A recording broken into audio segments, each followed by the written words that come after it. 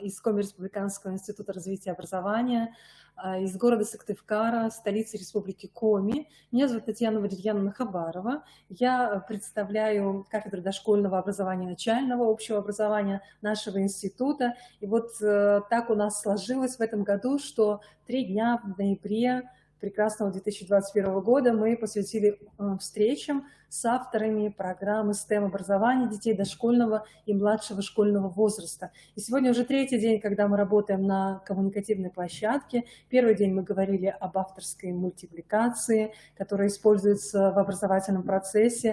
Вчера 2-й день мы говорили... Сергей Александрович, здравствуйте. Да, здравствуйте. Здравствуйте. Извините, пожалуйста, я вашу... Да.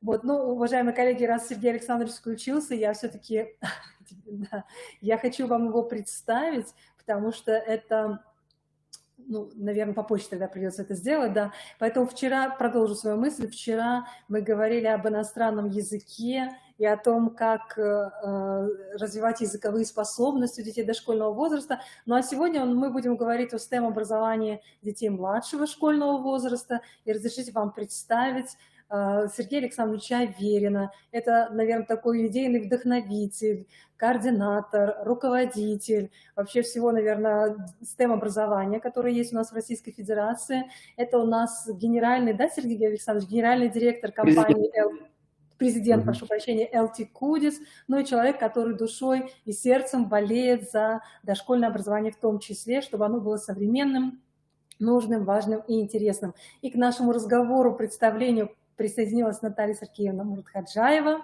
Наталья Сергеевна, что-нибудь просто скажите. Здравствуйте, рада очень видеть. Да, здорово. Все слышно очень хорошо. Это коллега тоже Сергея Александровича. И сегодня вот у нас такое профессиональное, наверное, хорошее счастье, когда эти 2 человека, которые стояли у истоков STEM-образования в Российской Федерации, они будут вести профессиональный разговор о том, как это делать в начальных классах. Поэтому, уважаемый Сергей Александрович, уважаемая Наталья Сергеевна, я с удовольствием передаю вам слово. Наши коллеги будут потихонечку собираться, и уже совсем скоро мы будем с вниманием слушать вас. Поэтому я ухожу из эфира и передаю вам слово. Спасибо. Большое спасибо, Татьяна Валерьевна. Спасибо большое. Наталья Сергеевна, вы, наверное, начинаете, и потом я подхвачу. Мне бы хотелось вначале сказать несколько слов. Да, я буквально очень тезисно. У нас сегодня, как правильно подчеркнула Татьяна Валерьяновна, 3-й день такого марафона, в течение которых этих дней мы представляем вам отнюдь не весь список, но те инновационные проекты, которые вызвали у вас интерес, вы откликнулись на наши предложения, мы, соответственно, очень рады представить вам те инновационные проекты, которые сейчас озвучила Татьяна Валерьяновна, которые мы уже реализуем, и с удовольствием будем расширять реализацию их совместно с вами, с педагогами Республики Коми. И поскольку уже Татьяна Валерьяновна Сергея Александровича представила, я хотела бы просто передать вам слово, Сергей Александрович. Спасибо. Спасибо большое, во-первых, Татьяне Валерьяновне, очень всегда ответственной перед таким профессионалом, когда тебя представляет такой человек, пользующийся таким авторитетом, и не только в Коми, и тем не менее так высоко нас ценит. Спасибо, Наталья Сергеевна, и спасибо, коллеги, что вы с нами сегодня. Я все равно большую часть времени-то будет перед вами выступать Наталья Сергеевна Муратхаджаева, так мы сегодня договорились, но мне очень хотелось бы вам вот свое восприятие и программы, и того, что вот вы интересуетесь, обозначить. Не совсем верно, что мы являемся... у истоков стоим STEM-образования в России. Скорее, это в дошкольном образовании, причем действительно в дошкольном образовании и в начальном образовании, такая вот двухуровневая у нас программа, о которой сегодня пойдет речь. мы будем, правда, сегодня больше говорить именно о STEM в начальной школе, но вот, вы знаете, у нас образование вот в это уже постсоветское время, в современной России, все время находится в состоянии попытки кого-то что-то догнать. И вот чем наша программа оказалась, может быть, так, несколько есть аспектов, почему она такая интересная и привлекательная и для педагогов, и для детей, и для родителей, кстати говоря. Потому что вот в ней впервые нам, мне кажется, удалось выйти в авангард развития системы образования. Мы почувствовали многие тенденции и их смогли воплотить. Я вчера имел доказательство того, что мы с вами на правильном пути, потому что я был на конференции, может, кто-то из вас тоже был, онлайн, ее проводил Яндекс. Ну, вот эти большие такие экологические, что ли, системы, как Сбербанк, Яндекс, кого там можно еще вспомнить, ну, может, какие-то банки тоже еще типа Тинькова пытаются туда войти. И поскольку там люди умные, они сразу обращают свой взор на систему образования. И вот выступала в первом своем на пленарном заседании, там было очень много интересных людей. Ну, например, Андрей Комиссаров, я его очень уважаю, такой, он был директором школы из Дубны, сейчас он работает в Яндексе, как я понимаю. И Елена Бунина, человек, который является директором аж Яндекс Россия. Она имеет степень доктора наук, работает в МГУ или работала в МГУ. И она очень грамотный человек, очень интересный. Ее выступление было о доступном STEM-образовании. Причем Яндекс занимается этой темой. И сразу обозначу, что одна из наших возможных с вами направлений ближайшего сотрудничества может быть попробовать получить грант от фонда, которым параллельно руководит, ну или, по крайней мере, находится в совете директоров вот эта Елена Бунина, потому что они как раз хотят потратить 200 миллионов рублей на поддержку тех образовательных организаций или тех проектов, которые связаны с доступным STEM-образованием. Но при этом, вот то, о чем она рассказывала, это, увы, это учебник. Я не сомневаюсь, что это прекрасный учебник, возможно, вы его тоже знаете, потому что она говорила, что уже 50% школ с ним знакомы в России. Учебник по математике и учебник по информатике. Это интерактивные такие среды, но я обращаю внимание, что да, и очень много было посвящено как раз онлайн-образованию. Ну, такое уж сейчас такое время, я не буду на этом останавливаться, понятно почему. У нас немножко другое. Мы со своей программой STEM используем как раз вот деятельностное образование, точнее системно-деятельностный подход. И, как оказалось, он действительно очень эффективен. И эффективный, я уверен, что он эффективен не только на уровне дошкольного образования, где мы доказали это просто научным образом, но он эффективен и на уровне начальной школе, потому что какие бы онлайн замечательные курсы не делать, и как интересные уроки не проводить, только используя традиционные средства, не включая, ну, скажу такой термин, инструментальную дидактику, но ребенок не сможет пропустить свою новую информацию через себя, через деятельность. Мы это ему обеспечиваем. И вот среди таких больших плюсов нашей программы, ну, сразу скажу, что, во-первых, она все-таки двухуровневая, это тоже большой плюс, потому что для нас преемственность это не просто звук и там пожелания. Мы этому посвятили себя. Вот деятельность, системно-деятельный подход. Конечно же, многие говорят о функциональной грамотности как способ того, чтобы ребенок мог использовать свои уже полученные знания для того, чтобы решить какую-то конкретную проблему, чтобы использовать их в каких-то проектах. Да, проекты это тоже про нас. Но так или иначе, вот сегодня вы послушаете Наталью Сергеевну, она вам расскажет, как у нас распределяется вот это вот, значит, познавательная, нет, не познавательная деятельность, это скорее больше для дошкольного уровня. У нас еще один плюс, сразу скажу, это то, что мы используем все виды образовательной деятельности, и предметную, и внеурочную, и милости просим также использовать наши образовательные модули в дополнительном образовании. И у нас возникает система, которая мотивирует ребенка изучать предметы, и причем именно на метапредметном уровне получается, что мы работаем и в технологии, и в окружающем мире, и в математике. Кстати говоря, вот у Яндекса их замечательный учебник, один, по крайней мере, из авторов, там, если не автор основной, это тот же автор, который писал наш модуль. И сначала мы читаем Марину Александровну Романову прежде всего своим автором, потом уже чем-то еще. Вот. Короче говоря, у нас есть очень интересный продукт, если называть образовательным продуктом вот нашу программу. И он состоит из нескольких частей, их можно использовать и в технологии, и в окружающем мире, и в математике, и даже в гуманитарных направлениях, потому что расскажет, ну, насколько позволит время, про информационно-медийные технологии Наталья Сергеевна. Я очень благодарен, что вот вы с нами, кто-то, наверное, будет нашей площадкой или совместной с Институтом развития образования КОМИ.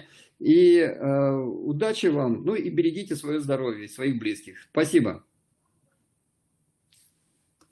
Наталья Сергеевна, я обращаюсь к вам. Я всегда готов ответить на вопросы, которые, если появятся по ходу пьесы. Вот, ну, такое, так сказать, свое восприятие. Вы знаете, еще вот пока я не исчез, еще один момент. Вот смотрите, я ведь начал с того, что нам удалось быть в авангарде того, что не удавалось раньше в других программах, в других каких-то серьезных, в общем-то, шагах по направлению развития нашего образования. Украина, ее никак сейчас не заподозришь в большой любви к системе российского образования. Они обошли весь мир, нашли в начальном образовании и в дошкольном образовании STEM только у нас вот именно нашу программу. И там у нас есть, соответственно, комплекс школа, детский сад, который взял эту программу, сравнивая перед этим с США, с Европой и с Израилем. Ну все, вот на этой положительной ноте я, Наталья Сергеевна, даю вам слово. Спасибо большое, Сергей Александрович. Итак, коллеги, я приступаю ко второй части нашей встречи, такой презентационной, собственно. И, как абсолютно правильно отметил Сергей Александрович, одно из ключевых достоинств и уникальная особенность программы – это, конечно же, преемственность и то, что программа изначально написана до 2 уровней образования. Поэтому сегодня мы познакомимся с программой для начальной школы, для начального общего уровня образования, параллельно, как бы, через знакомство или такое для кого-то более системное представление и программы дошкольного уровня. Тем более, что я по списку подключившихся вижу некоторые фамилии, которые точно знаю, что это представители дошкольного уровня образования. И вот таким образом сегодняшнее мероприятие можно еще смело считать таким нашим общим вкладом в развитие преемственности, причем преемственности 2 важнейших этапов – дошкольного и начального общего уровня образования.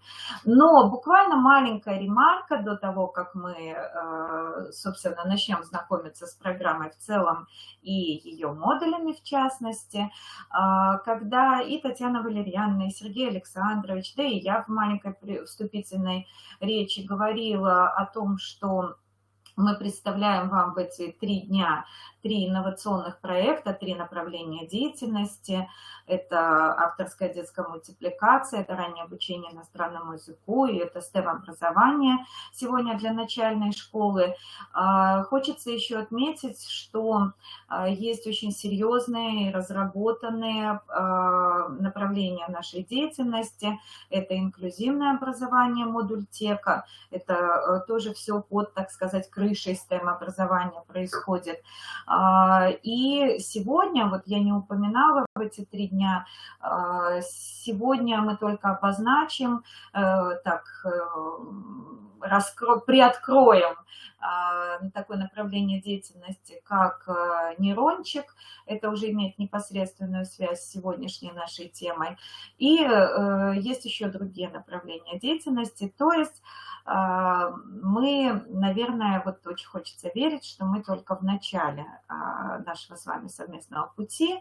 Нам есть что предложить, нам есть что показать, а у вас есть отличный ресурс это все воплотить, усилить, развить и работать с нами вместе на благо детей. Ну что ж, мы приступаем к знакомству с программой. Перед вами сейчас на слайде ее полное официальное название STEM-образование детей дошкольного и младшего школьного возраста. В презентацию, которую мы сегодня для вас готовили, интегрированы небольшие кусочки видео выступлений, видео интересных видеоотрывков, но так как из-за этого оказалась презентация очень большая с точки зрения ее веса, так сказать, и поэтому на платформу мы загрузили сейчас, я не смогу показать видео, но мы с удовольствием поделимся самой презентацией со всеми, кто выскажет такое желание. Итак, авторы программы, основные авторы программы, это Татьяна Владимировна Волосовец, Вера Александровна Маркова и Сергей Александрович Аверин. Программа является утвержденной, рекомендованной, она входит в навигатор рекомендованных программ для дошкольного уровня образования, специальных программ. И программа сейчас для начального общего уровня образования также проходит этап серьезной апробации и, скажем так, она готова к вашей реализации вашей образовательной организации. Ну, поскольку я сейчас упомянула апробацию, необходимо подчеркнуть широту географии нашей работы. В соответствии с подписанными договорами сотрудничество с институтами развития образования, с центрами методическими по совместной апробации и по реализации программы осуществляется, если мы говорим о договорных отношениях, в 14 регионах Российской Федерации. Если мы говорим о наличии инновационных площадок официальных, это 22 региона, а если мы говорим о тех организациях, которые работают по программе, но еще не имеют статус инновационных площадок, то это 39 регионов Российской Федерации, и это, как сказал Сергей Александрович, Украина, и это Республика Беларусь, и это Республика Казахстан, и это большой интерес в целом ряде зарубежных стран, в частности и в Соединенных Штатах Америки, и в Кении и Алжире, я могу этот список, и Коста-Рика, и этот список может быть продолжен. И правильно, мне очень понравилось, как Сергей Александрович отметил, что вот здесь еще один такой аспект, который показывает, что на самом деле делаем абсолютно правильное и во благо детей, потому что даже такие государства, которые сейчас по ряду таких, ну, каких-то моментов, может быть, и не ожидали мы интерес к нашей образовательной практике, но они его активно проявляют и реализуют программу. Если мы говорим о дошкольном уровне образования, дошкольной части программы, то апробирована она была на базе 346 инновационных площадок. И сейчас еще присоединились к этому сотни площадок, которые уже программу реализуют. То есть этап апробации завершен для дошкольного уровня образования, для дошкольной части, так сказать, программы. Подведены серьезные результаты, анализ по целому ряду критериев, показателей, в частности, то есть мы за доказательную педагогику, в частности, инструментальной диагностике были подвержены такие параметры, как интеллектуальные операции, воображение, социальный интеллект. А этап апробации для начального общего уровня программы сейчас реализуется в рамках 12 школ, они сейчас перед вами на экране, но этот список уже растет, то есть количество школ, которые закупили среду, прошли курсы, начинают реализовывать программу, но просто еще не получили статус инновационных площадок, оно, конечно, намного больше. Так как я упомянула вот сейчас вскользь создание среды для реализации программы, логично перейти к двум основным условиям, двум основным, наверное, таким критериям для того, чтобы стать инновационной площадкой. Это, безусловно, кадровые условия, то есть должны быть люди, которые знакомы с программой и могут ее реализовывать. Поэтому это, конечно же, курсы повышения квалификации, которые мы проводим и на которые мы вас приглашаем. На сегодняшний день по STEM-образованию у нас проучилось 3161 человек, и сейчас еще набирается следующий поток. Мы с удовольствием вас приглашаем. И это курсы от авторов программы, поэтому это, скажем так, можно смело говорить, что курсы уникальны, потому что это курсы с использованием среды авторской и в исполнении, собственно, авторов программы. А второе условие, как раз уже не единожды упоминалось, это, естественно, создание среды. Это абсолютно очевидные вещи, потому что я чуть позже буду говорить, представлять образовательные модули программы. И, ну, наверное, очевидно, что реализовать модуль робототехника и искусственный интеллект без соответствующей среды или мультстудию без мультстудии, ну, конечно же, это просто невозможно. И поскольку программа, вот, знаете, я скажу прямо, я скажу открыто, программа, которая реализуется так масштабно, которая настолько востребована, она, вот этот весь процесс, он не был бы, наверное, таковым, не набирал бы такие обороты год от года, если бы мы не обеспечивали соответствующее сопровождение.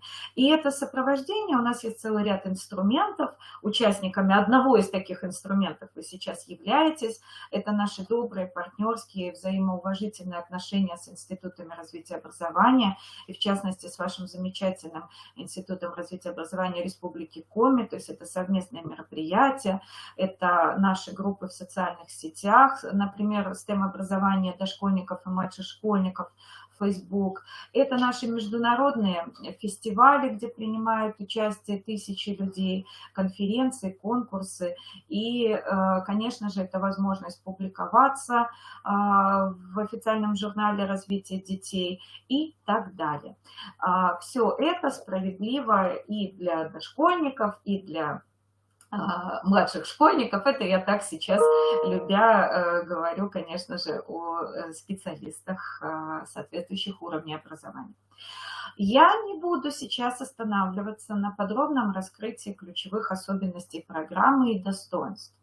Они какое-то время уже были перед вами на слайде, и скорее будет логично в качестве вывода, в качестве обобщения к ним подойти, потому что сегодня очень многое хочется вам сказать и показать суть каждого модуля. Мы не сможем за этот час представить вам всю методологию, методику реализации каждого модуля, потенциал. Мы сможем сделать первое такое знакомство.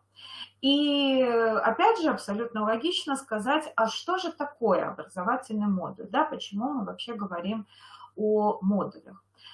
У вас сейчас на слайде характерные особенности, у вас сейчас на слайде перед вами определенная такая характеристика термина образовательный модуль, но суть, вот смысл этого понятия в том, что программа состоит из таких абсолютно, с одной стороны, абсолютно завершенных образовательных кластеров, то есть по большому счету мы можем брать каждый модуль, и он будет самодостаточен. То есть это как океан, который можно увидеть в капле воды, да?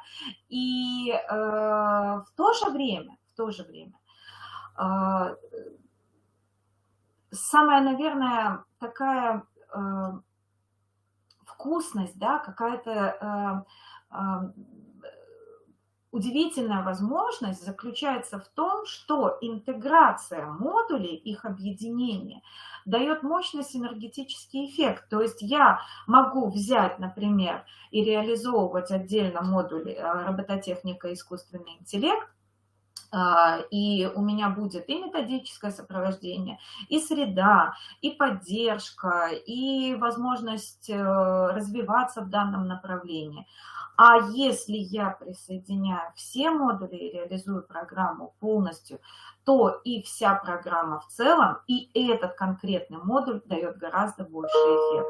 Ну и, конечно, идеальный вариант – это соединение и дошкольного, и начального общего уровня программ. Сколько образовательных модулей у нас? Всего их 11. 6 модулей для уровня дошкольного, для работы с дошкольниками, и 5 модулей для начальной школы. И, уважаемые коллеги, хотелось бы, вот вы сейчас видите, у нас развивается, расширяется библиотека программы, но это пока просто такое знакомство с методическими пособиями по каждому из модулей. Так вот, дорогие коллеги, что хочется подчеркнуть.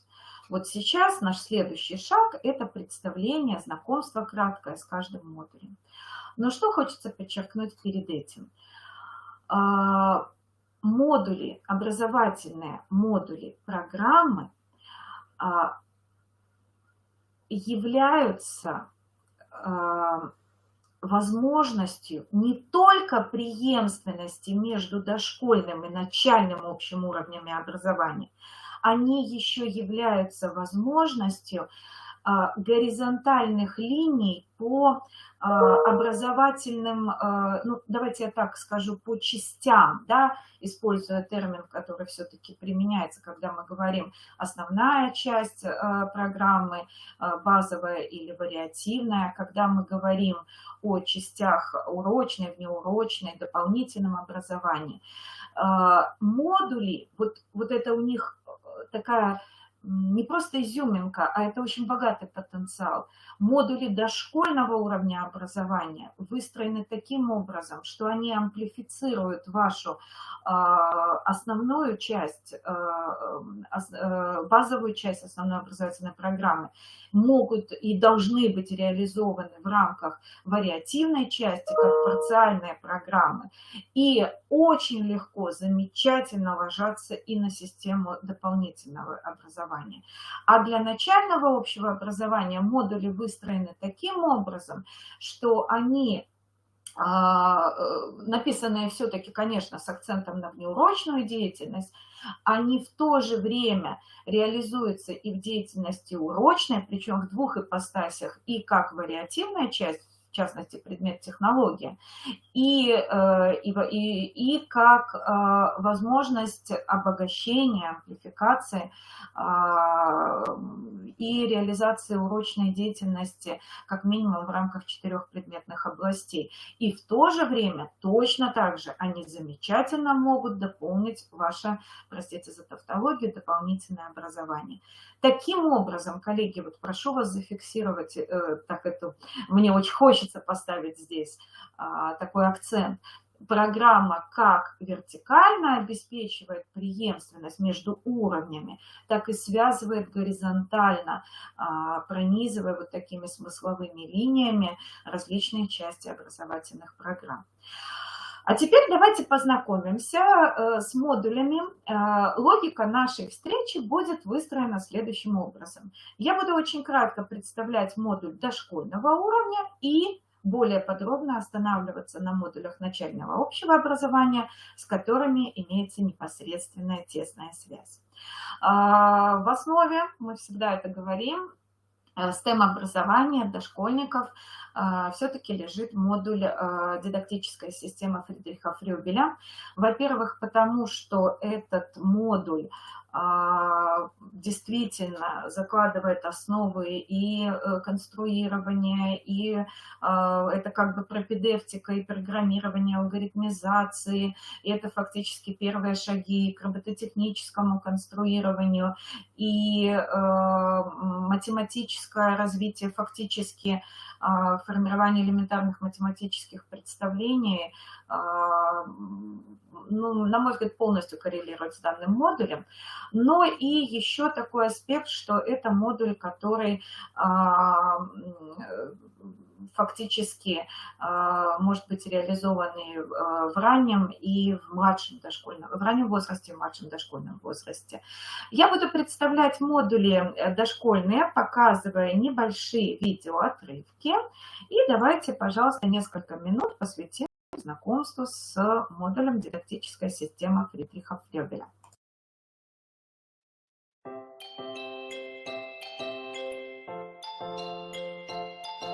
Образовательный модуль «Дидактическая система Фридриха Фрёбеля».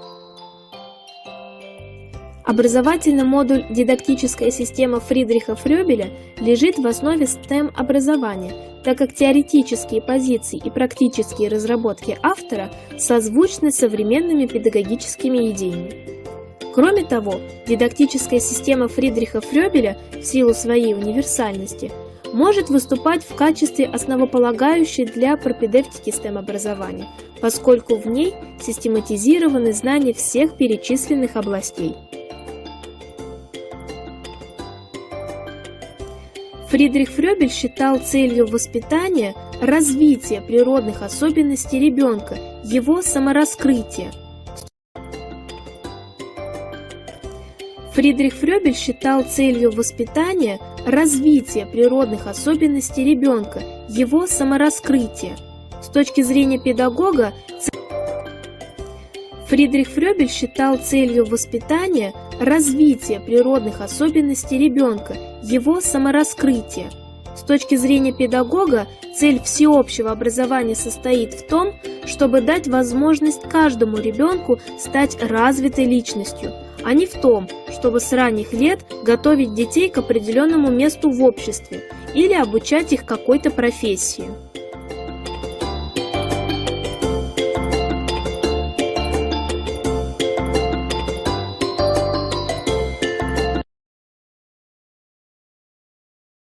Дорогие коллеги, для тех из вас, кто впервые впервые знакомится с модулем дидактическая система Фридриха Фрёбеля, я хотела бы просто подчеркнуть, что у нас, скажем так, что данный модуль, он охватывает все три направления методики. Это и жизненные формы, когда в процессе освоения, вот в процессе работы по данному направлению ребята фактически занимаются конструированием, причем это уникальный подход к конструированию, и это связано с расширением их социального опыта. То есть когда от простых построек, отображения тех объектов, которые ребенку близки, которые находятся в его актуальном социальном окружении, мы выходим к очень сложным постройкам и городских площадей, и парков, при этом с обыгрыванием. И обратите сейчас внимание на верхний левый угол слайда, ведь это же все делается из деревянных брусочков и кирпичиков, без всяких соединений, без всяких сочленений, на балансе, используя фактически приобщая ребенка к очень важным понятиям из области физического уже знания. И второе направление данного модуля – это формы прекрасного. Это, можно смело сказать, что это пропедевтика и черчения, и наверное, всех областей математического знания. И вот очень хочется, вы видите, вы чувствуете, наверное, по моей такой речи, что я практически себя сдерживаю, потому что мне очень хочется говорить дальше. И о третьем направлении в рамках данного образовательного модуля, который называется формы познания, но просто призываю вас, если у вас будет такое желание и возможность, вы можете посещать не только записаться на наши курсы, где Вера Александровна Маркова, как автор данного модуля, ведет потрясающие занятия, посвященные только этому модулю, теории и практике, но вы можете приобщаться к нашим круглым столам, к нашим мероприятиям, где мы тоже это подробно все рассказываем. А что касается того, какие модули связаны с данным образовательным модулем на уровне начального общего образования, то можно смело сказать, во-первых, что все, но, наверное, в большей мере это инженерия, логика и комбинаторика и робототехника и искусственный интеллект. И, конечно же, с робототехникой и искусственным интеллектом еще более такая непосредственная связь у образовательного модуля робототехника, который реализуется на дошкольном уровне образования.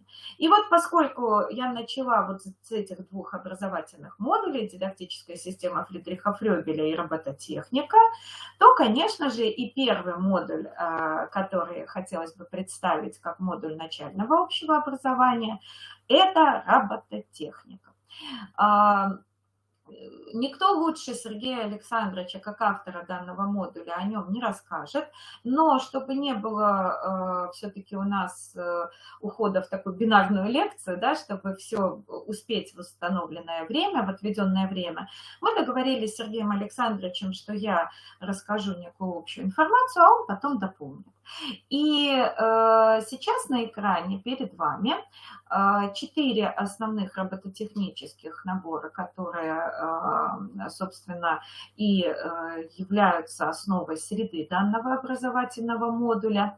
Но я позволю себе сделать такие две ремарки. Первое – это то, что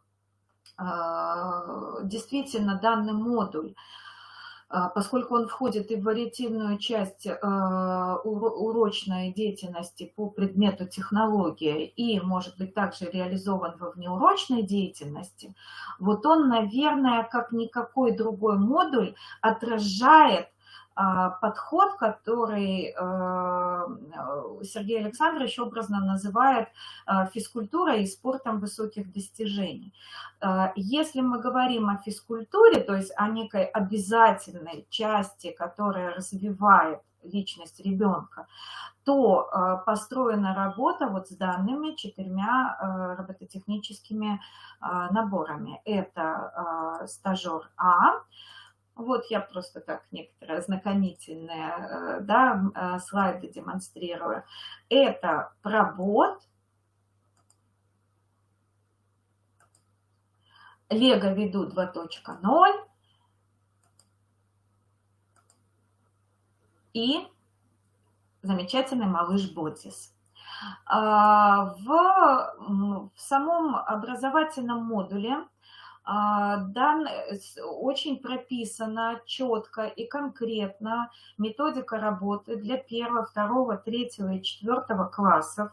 Даны рекомендации по тому, как реализовывать вот эти отведенные в рамках предмета технология в каких-то классах 9, в каких-то классах 8 часов.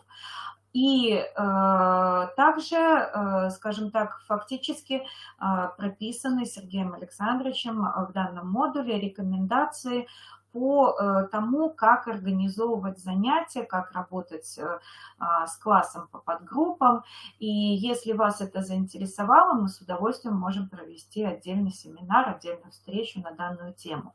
Но если мы говорим о спорте высоких достижений, то здесь, конечно, тоже есть уникальные возможности у данного модуля. Это и упомянутый мной в самом начале нейрончик. Давайте я только так одну фразу скажу. Мы можем силой мысли управлять движением роботов и,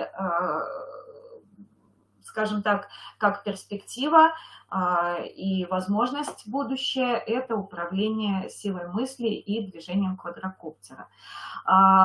И также здесь можно сказать, что в рамках каждого из представленных робототехнических конструкторов, либо робототехнических вот этих решений, наборов, мы можем в рамках внеурочной деятельности углубляться и более серьезно уходить в их программирование и в решение различных задач. Вот здесь я подбираюсь еще к одному достоинству данного модуля, ну и, наверное, программы в целом. Дело в том, что почему еще я, наверное, начала именно с данного образовательного модуля?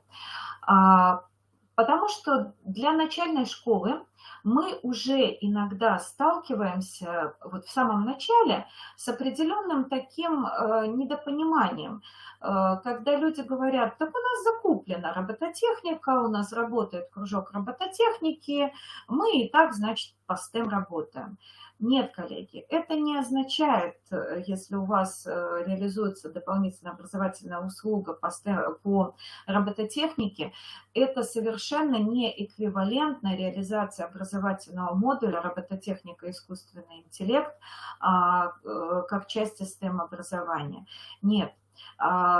Первая позиция, почему я говорю нет, это то, что я уже сказала, что это связь урочной, предметной области урочной деятельности, внеурочной деятельности, и может добавляться доп. Образования, а можно реализовывать и в рамках только урочной, внеурочной деятельности. И это, вы, наверное, же обратили внимание на наличие в названии модуля добавления робототехника и искусственный интеллект. То есть здесь мы фактически говорим не о работе по принципу «собрал робота, запустил», прошу прощения, скажем так, «собрал робота, оживил». Мы говорим о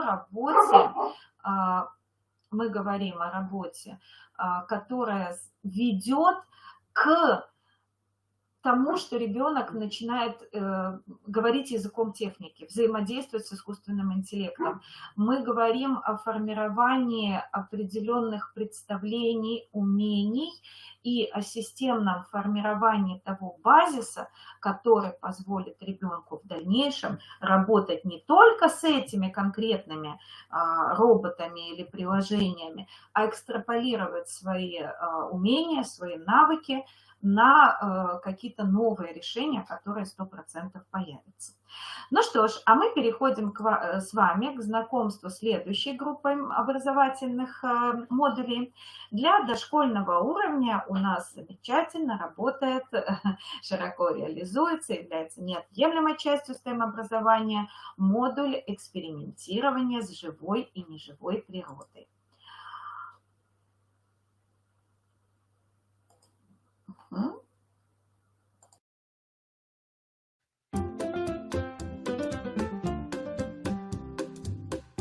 Образовательный модуль экспериментирования с живой и неживой природой.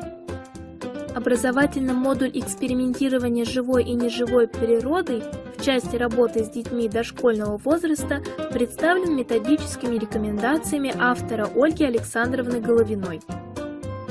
Знакомство ребенка со свойствами окружающего мира трудно представить без исследовательской деятельности в природе.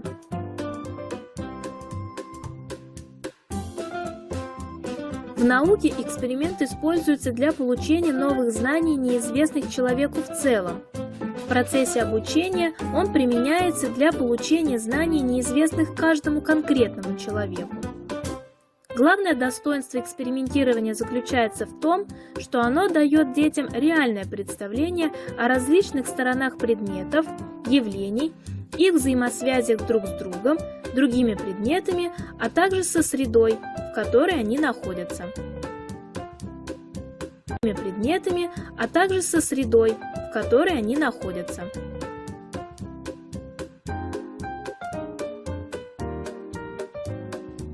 Доказано благотворное влияние опытной экспериментальной деятельности на целостное развитие ребенка. Желание рассказать об увиденном, обсудить обнаруженные закономерности и выводы развивает речь. Следствием является не только ознакомление ребенка с новыми фактами, но и накопление фонда умственных приемов и операций. Ученые отмечают положительное влияние экспериментальной деятельности на эмоциональную сферу ребенка, развитие творческих способностей и познавательного интереса к окружающему.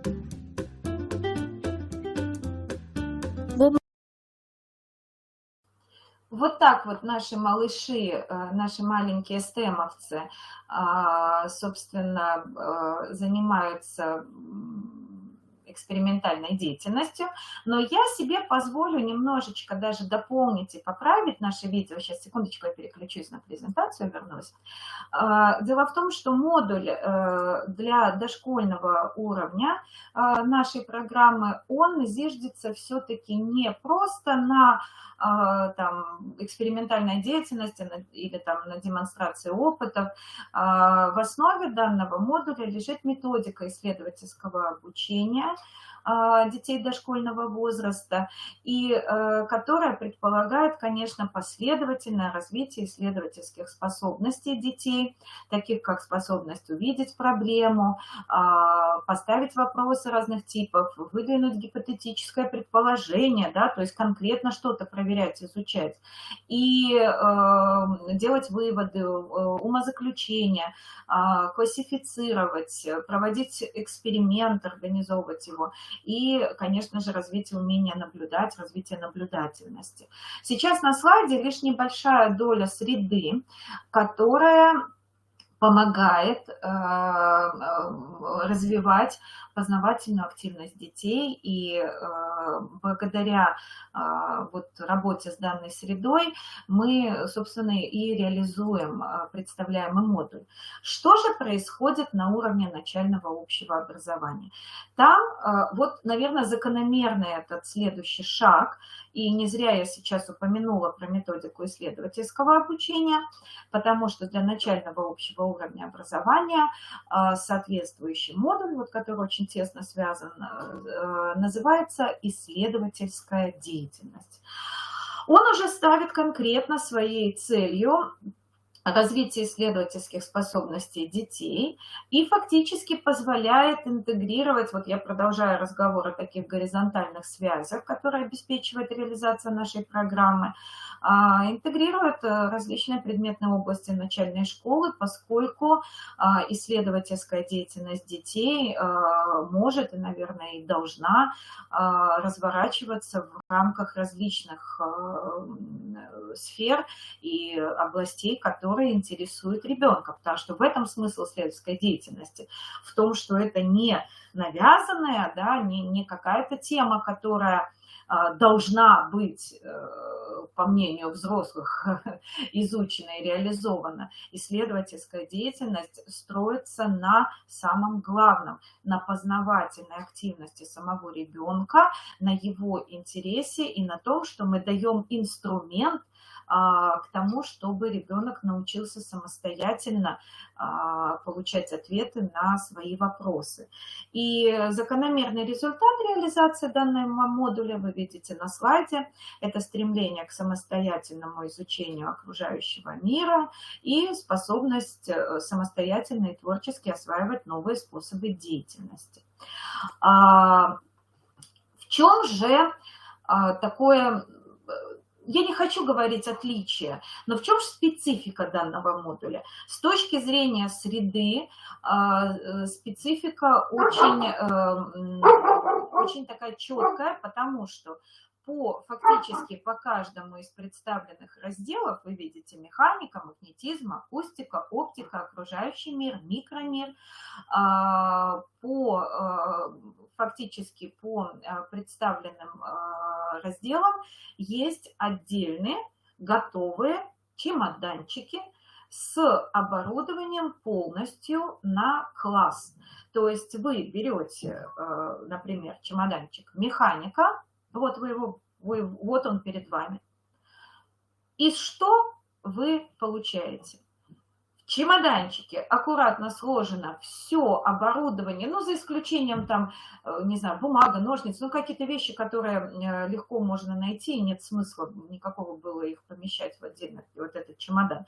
Но вот у вас оборудование на класс, вот вы получаете в руки книгу, где написано по каждому из занятий и перечень оборудования, то есть все, что вы должны найти, достать в чемоданчике, ну или дополнить, я говорю, например, там бумага, да, это понятно, что вы это дополняете. Вот вам в помощь серия видеороликов, пожалуйста, у нас канал STEM дома, у них уже целая серия по той же механике, они сейчас снимают видео, правда, это такой особый формат, это не учебное видео, не эталонное, а то, как работают по данному модулю родители с детьми дома. Но тем более вы, как педагоги, посмотрите, что и сделаете из этого свои выводы. И вот вам, пожалуйста, поддержка наших там курсов, семинаров.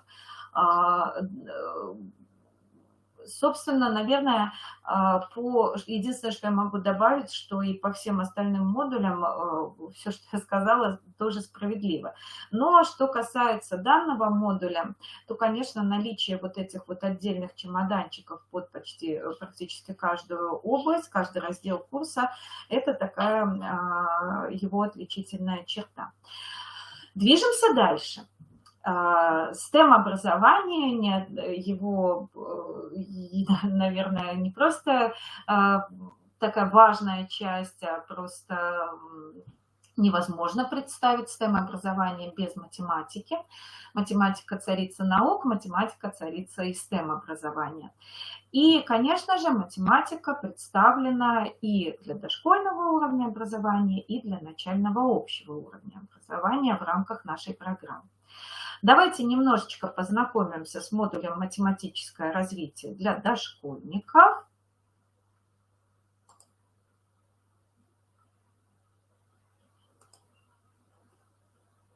Сейчас запустится видео.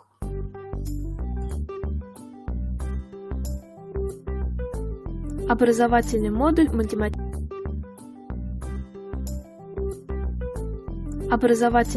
«Математическое развитие». В соответствии с требованиями Федерального государственного образовательного стандарта о дошкольном образовании, познавательное развитие предполагает формирование интереса детей, любознательности и познавательной мотивации, формирование первичных представлений об объектах окружающего мира, о их свойствах и отношениях, формирование представления о форме, цвете, размере, материале, количестве, счете, части и целом, пространстве и времени, движении и покое, причинах и следствиях.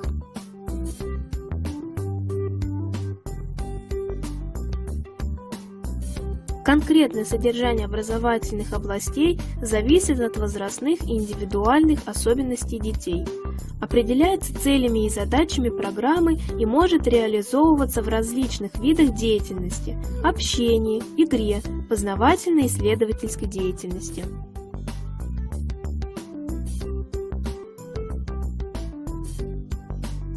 Знакомство детей с основными областями математической действительности – величиной, формой, пространственными и временными ориентировками, количеством и счетом – происходит постепенно. Поэтому задача математического развития на разных возрастных этапах различна. Содержание каждой задачи имеет свою специфику и требует продуманного подбора наиболее подходящих методов и приемов ее реализации и компонентов, развивающих предметно-пространственные среды.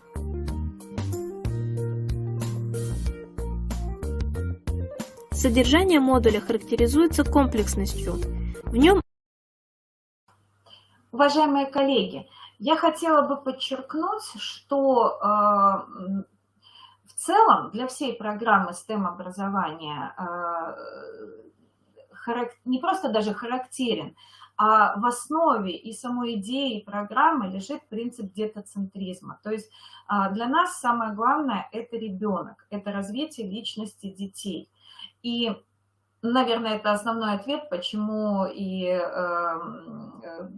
так развивается наше сотрудничество с вашей прекрасной республикой, потому что мы знаем, насколько вы ориентированы на то, чтобы сохранить вот эту самоценность и дошкольного детства, и младшего школьного возраста, насколько вы ориентированы на то, чтобы сохранить роль игры, свободную игру, свободное развитие ребенка.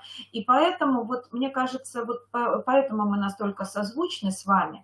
Но в контексте, вот говоря сейчас языком STEM-образования, я хотела бы на примере данного модуля показать, чем же отличается математика по STEM от привычного для нас восприятия. Прежде всего, вот этой свободой и вариативностью. Обратите, пожалуйста, внимание, вот даже сейчас я сделала такой как бы стоп-кадр. Ребенок сейчас, играя, вот, и вы видели, математические весы были чуть ранее показаны, и вот сейчас обезьянка, это, по сути дела, тоже такие математические весы. Играя, подбирая, да, сравнивая, ребенок видит возможные разные варианты решения одной и той же задачи. И более того, вот следующая характерная особенность, ребенок видит, прав он или нет. Вот сейчас, если неправильно, так сказать, решит, у обезьяны не будет равновесия, или там, у математических весов они склонятся в ту или иную сторону, и ребенок сам, фактически сам себя проверит, удостоверится и поймет, правильно он решил или нет, осознает, ну, в данном конкретном примере, что означает равенство, да, уравновесились весы или нет, если это равенство. И если ребенок не прав, то, ну, и он видит, что неправильно решено, в данном случае, так не совсем корректно выразилась, ребенок не прав, решение, если он нашел решение, которое его не устраивает, и он это видит, то здесь еще третья особенность такого STEM-подхода к математическому развитию – это возможность самостоятельного поиска вариативного решения. И здесь опять мы говорим и о развитии исследовательских способностей, и о развитии прочих качеств личности. Ну что ж, а теперь давайте обратимся к тому, как же этот модуль затем находит свое продолжение для начального общего уровня образования. Сейчас, секундочку, я вернусь к презентации нашей. Вот, прошу прощения. Подготовили много мы для вас и слайдов, и видеоотрывков. И вот, уважаемые коллеги, на начальном общем уровне образования мы уже говорим об образовательном модуле логика и комбинаторика. И посмотрите, пожалуйста, да, названия они специально такие интересные сделаны автором модуля. Это профессор Романова, доктор психологических наук, кандидат педагогических наук, ведущий сейчас в стране специалист, на наш взгляд, по математическому развитию младших школьников. И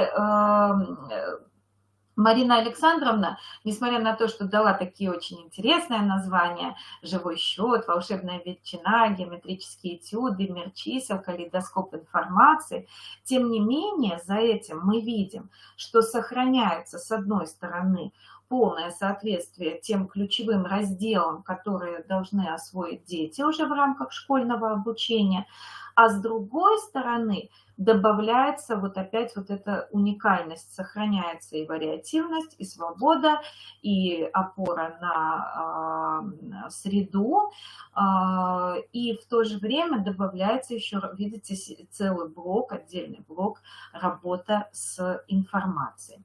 И точно так же, как я подчеркивала, для робототехники, искусственного интеллекта, и когда мы говорим сейчас о математическом развитии и по исследовательской деятельности, стоит особо подчеркнуть, что используется и во внеурочной деятельности, и в рамках дополнительного образования, и, как здесь Марина Александровна говорит, даже и для проведения досуга детей, и на уроках математики, при изучении математического понятия, закрепления материала, организации домашней работы. Сейчас я хотела бы, так как у нас и заявлено как встреча с авторами программы, сегодня мы работаем с вами с Сергеем Александровичем, но я хотела бы сейчас показать небольшие такие отрывочки вебинара Марины Александровны, автора представляемого модуля. Сейчас я запущу видео, уважаемые коллеги, но достаточно большой этот вебинар. Вы видите трудности в обучении математики, мифы и реальность, развитие межполушарного взаимодействия у дошкольников и младших школьников как фактор преодоления трудностей. Так, секундочку, я сейчас запущу необходимый отрывок. Потому что заниматься, увлекаться математикой и увлечь математикой можно только тогда, когда ты сам в нее влюблен, когда ты увлечен, и дети, почувствовав это, будут точно так же увлечены этой наукой и любоваться ею вместе с вами. Я прежде всего учитель начальных классов и методист дошкольного образовательного учреждения, поэтому сегодняшнее наше с вами общение пройдет на стыке и сквозь призму обеспечения преемственности в изучении математики между дошкольным образовательным учреждением и начальной школой. Все задания, которые я буду в качестве примеров приводить по ходу нашей с вами работы, они комплексные и направлены на решение не одной трудности или проблемы, а комплексно позволяют преодолеть все остальные трудности, которые будут названы позже, либо были названы перед той частью, где приведено задание. Ну и в части нашей практической я покажу несколько упражнений, которые вы легко можете потом смоделировать по аналогии самостоятельно, попробовать развивать свое мышление, оба полушария, ну и, соответственно, делать с успехом это вместе с детьми. Ребенок по своей природе, как мы все знаем, много об этом написано, очень любознателен. Это наши маленькие исследователи, они рождаются с потребностью познавать мир, окружающий мир, везде проявляют любопытство и живой интерес. А математика – это вот тот золотой ключик к познанию мира. Так почему же так получается, что в руках наших Буратино, наших маленьких исследователей, оказывается ключик, который не подходит к каморке папа Карла, который не позволяет им открыть и проникнуть, и познать весь мир и все чудо, которое дает нам математика. Почему возникают вопросы и переживания учителей, потом выражаются они в формулировках, что у нас гуманитарии, я прилагаю усилия, использую много новых технологий, вот и доска электронная, вот и планшет, вот и интерактивная панель. И тем не менее, понятие математическое не сформировано, дети теряют интерес уже к концу начальной школы, ну а в среднем звене и говорить нечего. Так вот, все проблемы кроются в дошкольном образовании и не в образовании в принципе, а в периоде дошкольного детства и в начальной школе. Мы называть будем сегодня это трудностями, но я хочу сделать маленькую оговорочку. Если ребенок здоров, если ребенок все свое развитие от рождения до детского сада и до школы прошел в норме, то трудностей в принципе в освоении математики быть не должно. Вся его натура, все особенности возрастные, они позволяют вникнуть в структуру математического понятия. Вопрос только, как мы с вами организуем эту деятельность для того, чтобы все существенные признаки математических понятий, явлений и свойств оказались на поверхности и были доступны нашим детям. Вот если говорить о базовых трудностях, которые можно считать специфическими для дошкольника и младшего школьника, то их не так много. Можно выделить несколько групп. Я, к сожалению, не вижу возможности групп. Я, к сожалению, не вижу возможности переключить. Сейчас мы Следующий слайд. Сейчас мне помогут. Простите, пожалуйста. Вот вы их сейчас видите, они на экране. Если не видите, то дайте, пожалуйста, обратную связь. То есть можно сгруппировать эти трудности, ответы и мнения педагогов, которые их видят, вот в такой небольшой перечень. То есть это отсутствие устойчивых навыков счета, незнание отношений между числами и другими явлениями. Между числами мы группируем именно в эту формулировку, потому что число – это абстрактное понятие, которое позволяет нам оценить именно вот этот абстрактный уровень.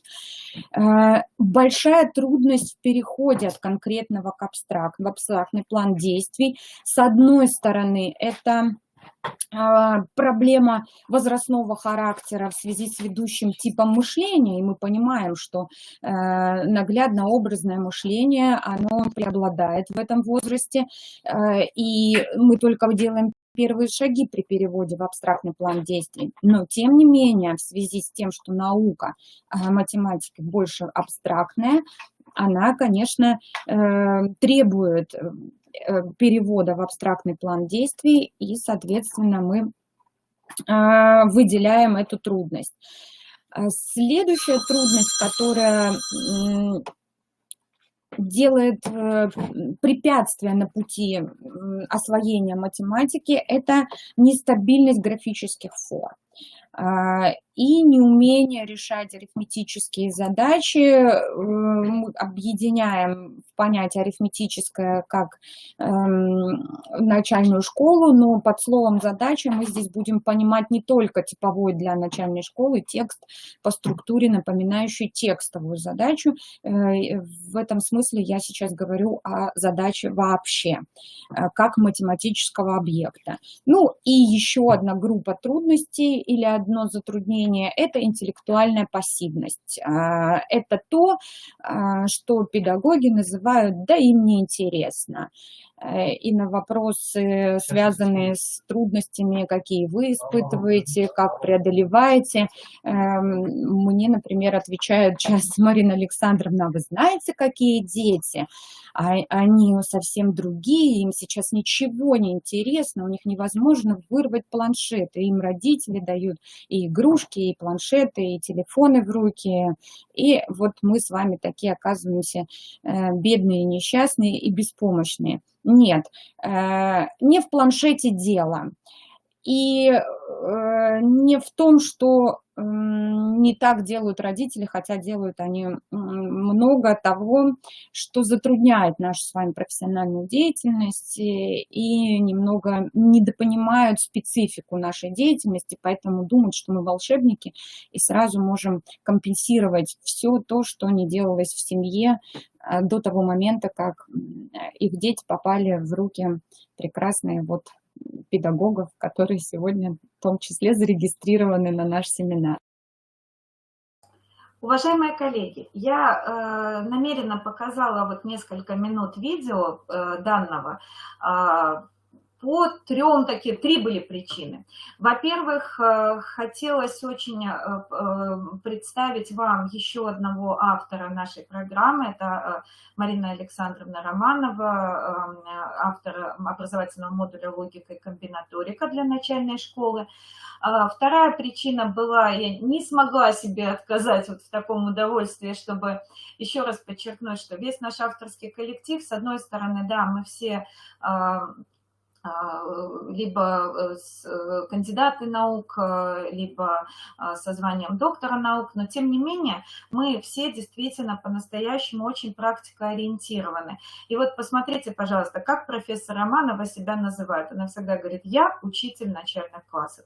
Вот такие, собственно, авторы стоят за каждым модулем, и поэтому, наверное, это еще одна причина, почему я могу смело смотреть вам в глаза и говорить, что программу можете брать и реализовывать в своей школе.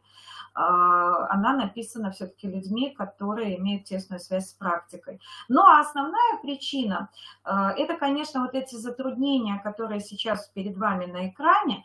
Так вот, хочется, завершая разговор, представляющий данный модуль, сказать: с одной стороны, он выстроен в рамках тех областей математического знания, которые осваивают дети в начальной школе. Во-вторых, точно так же сопровождается и достаточно подробными такими планами.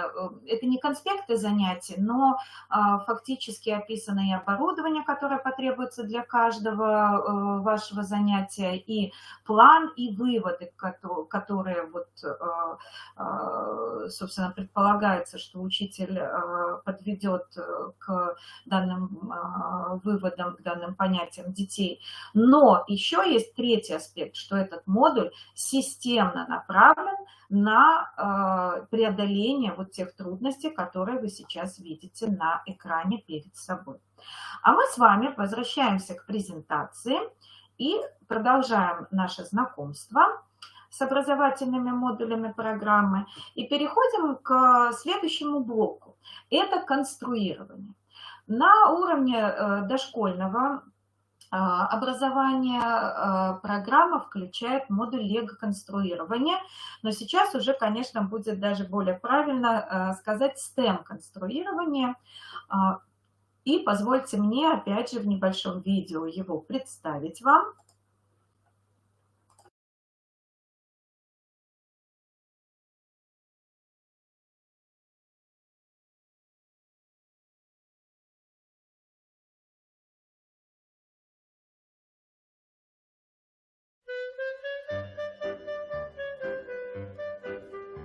Образовательный модуль лего-конструирование.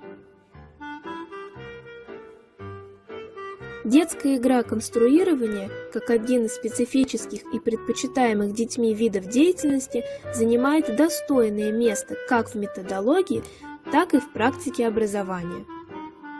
Леонид Абрамович Венгер говоря о развивающей ценности игры, подчеркивал, что любой вид деятельности ребенка формирует прежде всего такие психические свойства и способности, которые необходимы именно для реализации этого вида деятельности. В сюжетной игре Венгер выделял следующие специфические характеристики: способность действовать во внутреннем воображаемом плане, ориентировка в системе человеческих взаимоотношений, способность к согласованию действий в совместной игре. Кроме того, Лариса Алексеевна Парамонова в разделе «Конструирование из деталей конструктора» сделала кардинальный поворот от репродуктивной деятельности к творческому конструированию. С целью преодоления в конструировании из деталей конструктора подражательной основы и для развития деятельности творческого характера ею, совместно с коллегами, была разработана трехчастная система творческого конструирования, которая состоит из 3 этапов. Первый этап – организация широкого самостоятельного детского экспериментирования с новым материалом. Второй этап – решение детьми проблемных задач 2 типов – на развитие воображения и формирование обобщенных способов конструирования, которые предполагают использование умений экспериментировать с новым материалом и в новых условиях. Третий этап – организация конструирования по собственному замыслу детей.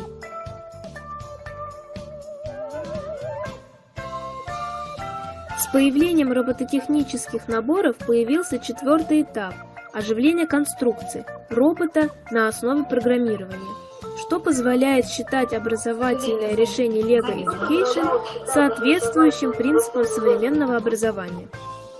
Конструкторы LEGO в силу своей специфики одинаково интересны и детям, и взрослым, что способствует принципам сотрудничества взрослых и детей. Данная позиция позволяет организовывать ряд семейных проектов на базе конструкторов LEGO, который является одним из вариантов взаимодействия с семьей воспитанников с целью оптимизации их развития. LEGO в основе работы с конструкторами закладывает метод познавательного и художественного поиска, что соответствует алгоритму организации проектной деятельности. LEGO органично сочетает игру, конструирование и программирование. Также является средством индивидуального, интеллектуального и творческого развития. LEGO не хочет уходить. Я переключусь на презентацию. И перейду, собственно, к тому модулю, который созвучен, продолжает, развивает модуль конструирования на начальном общем уровне образования, и он носит название «Инженерия». Образовательный модуль «Инженерия» направлен на развитие инженерного мышления детей. Этот термин, он иногда вызывает такие вопросы, да, или даже какое-то неоднозначное восприятие, наверное, за счет какой-то вот созвучности с профессиональной областью инженер. Но хочется особо подчеркнуть, инженерное мышление – это не мышление инженера. То есть никакого отношения к такой вот привязки к профессии здесь нет и быть не может. Весь наш авторский коллектив достаточно резко и принципиально стоит против ранней профориентации детей. По целому ряду причин, сейчас нет времени это раскрывать, мы просто скажем, что воспитание уважения к труду, воспитание какого-то ценностного отношения к труду взрослых, ознакомление с миром профессий – это прекрасно. А растить с детского сада человека, как я иногда смотрю даже по мультстудии, мне говорят, вот мы растим режиссера. Это для меня, конечно, всегда очень тяжело воспринимаемая информация.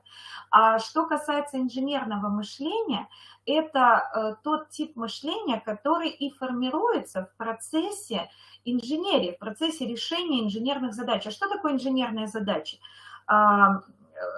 это те задачи, когда надо применить смекалку, решить какую-то задачу, перенаправить груз. То есть это, по сути дела, игры, направленные на решение конструкторских или инженерных задач. И какими характеристиками обладает вот это инженерное мышление? Им потом, в дальнейшем, во взрослой жизни, инженерным мышлением может обладать и инженер, и врач, и не знаю, и свободный художник. Главное, что? Главная характеристика – это логичность, это творческое мышление, то есть это способность, это развитое дивергентное мышление, это способность найти новое решение проблемной задачи.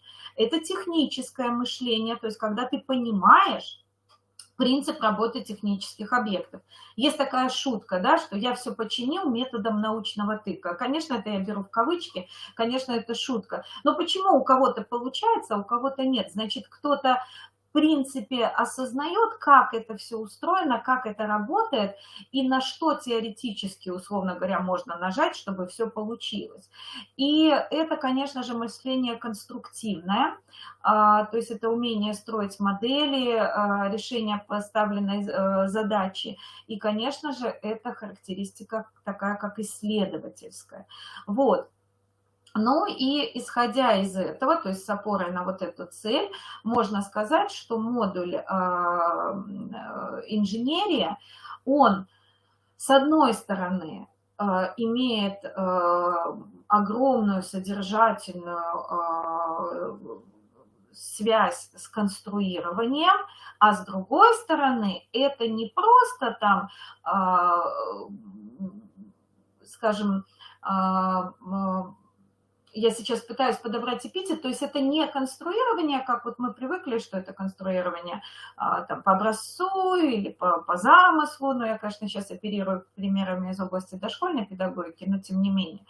А это модуль, направленный на системное развитие инженерного мышления, то есть он дает возможность ставить вот эти инженерные задачи и находить различные пути их решения.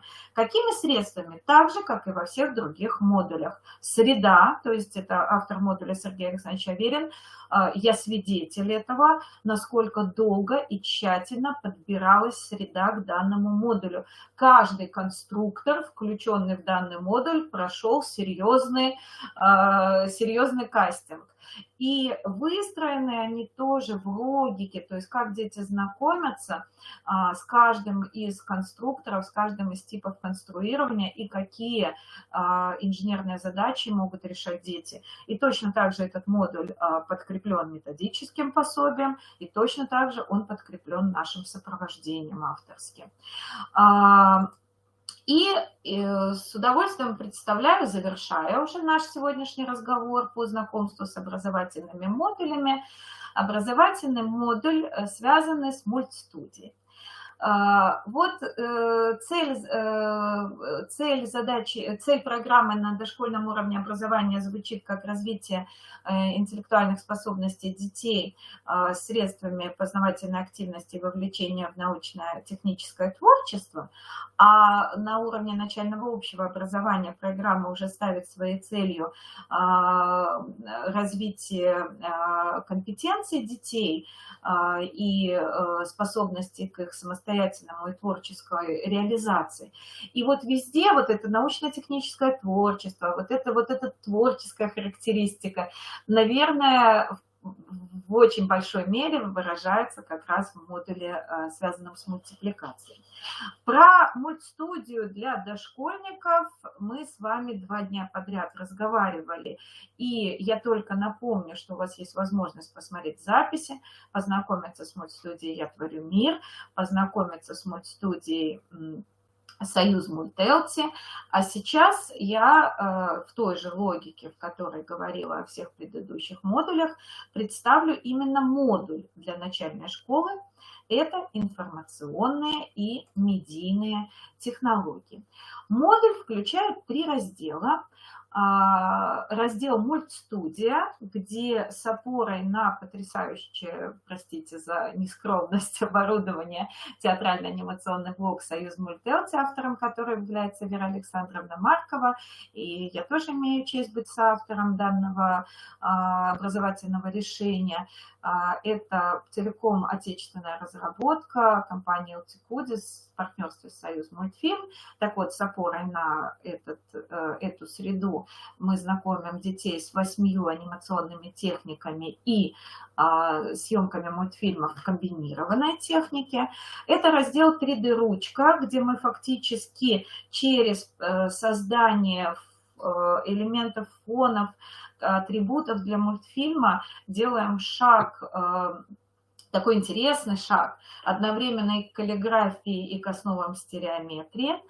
Это третий раздел медиаведения, где мы уже приближаемся к детской журналистике и работаем в рамках разделов, связанных с анимированными комиксами, анимированным блогингом, продюсированием своих мультфильмов. Позвольте мне показать вам небольшой видеоотрывок сейчас, который, собственно, дополнит мои слова. Я буквально несколько секунд и видео остановлю.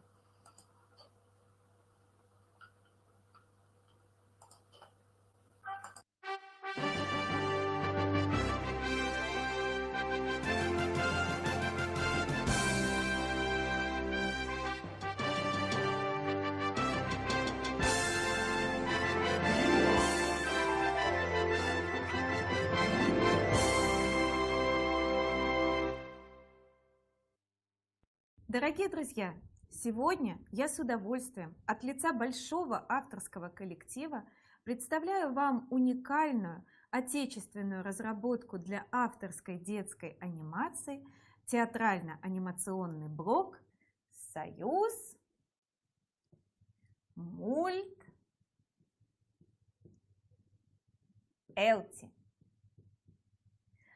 Элти, потому что это имя Элтикудис, отечественного производителя и учебно-методического центра, который объединил всех авторов этой разработки.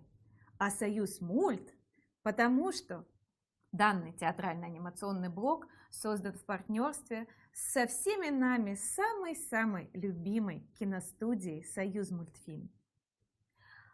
Уникальность данной разработки в том, что она позволяет вам вместе с детьми создавать, сочинять, снимать авторские мультфильмы в следующих анимационных техниках.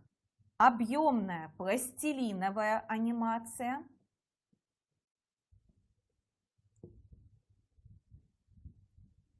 объемная кукольная анимация,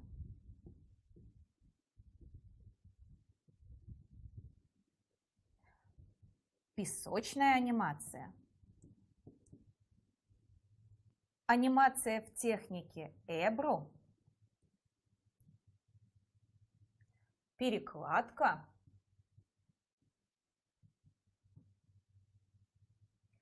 теневой театр,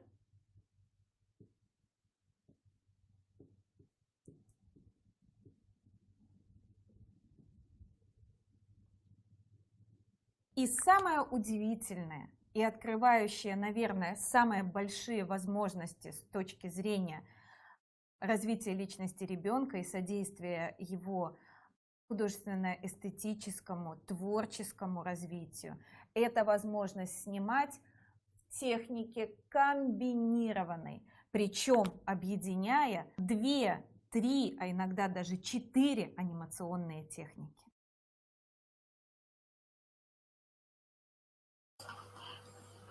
И, уважаемые коллеги, я, по сути дела, сейчас мы с вами получили такое первое представление о всех модулях начального общего образования, STEM-образования для начального общего образования, но и параллельно узнали и о 6 модулях дошкольных. Но я хотела бы вот сейчас, поскольку у меня осталась буквально 1 минута, но у нас еще осталось время для разговора с Сергеем Александровичем, я сейчас, вы видели, что я пролистнула несколько слайдов, показывающих тесную связь программы с формированием универсальных учебных действий. Это прописано у нас в программе, прописано подробно и конкретно. Я хочу остановиться на нескольких завершающих вот мою часть выступления позициях. Первое. Программа STEM-образования открывает очень большие возможности и для инклюзивного образования. И мы уже видим эти результаты и действия на практике работы как наших коллег-дошкольников, так и наших коллег из начальной школы. И, уважаемые коллеги, вторая позиция связана с тем, что программа может реализована быть в начальной школе, простите, пожалуйста, но, видимо, вот подтверждение того, что говорю правду. Она может быть реализована и с теми детьми, кто был стемовцем, скажем так, на периоде дошкольного детства, и с теми ребятами, кто только пришел и в детском саду по программе STEM-образования, его жизнь простроена не была, его бытность в детском саду, то есть этой программы реализовано не было. Это одна из таких ключевых, наверное, изюминок программы, то есть несмотря на то, что я говорила, как прекрасно сочетаются все модули, мы можем реализовывать и модули начальной школы отдельно.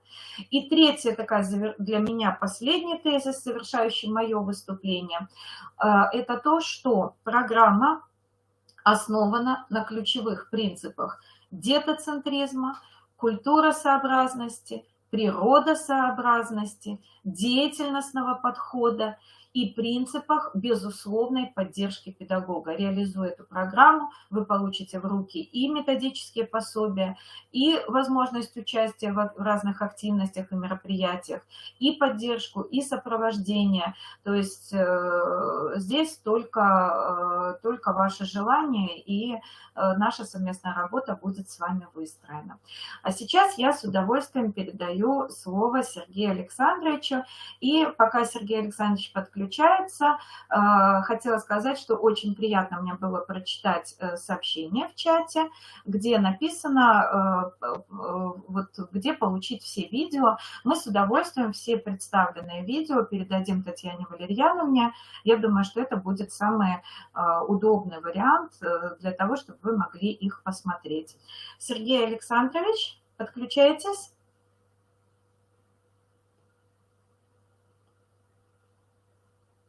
Угу. Может быть, мне надо выключить.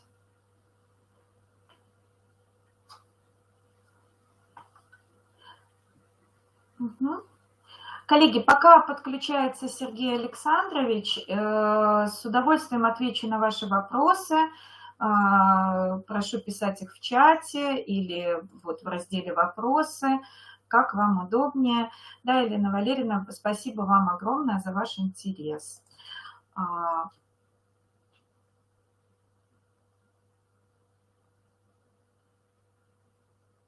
Наталья Сергеевна. Да, что-то я вот пытаюсь понять, Сергей Александрович, он с нами, но почему-то вот сейчас нет возможности выйти в эфир. Вот, все, Сергей, значит, всегда с нами. Я с вами, конечно же.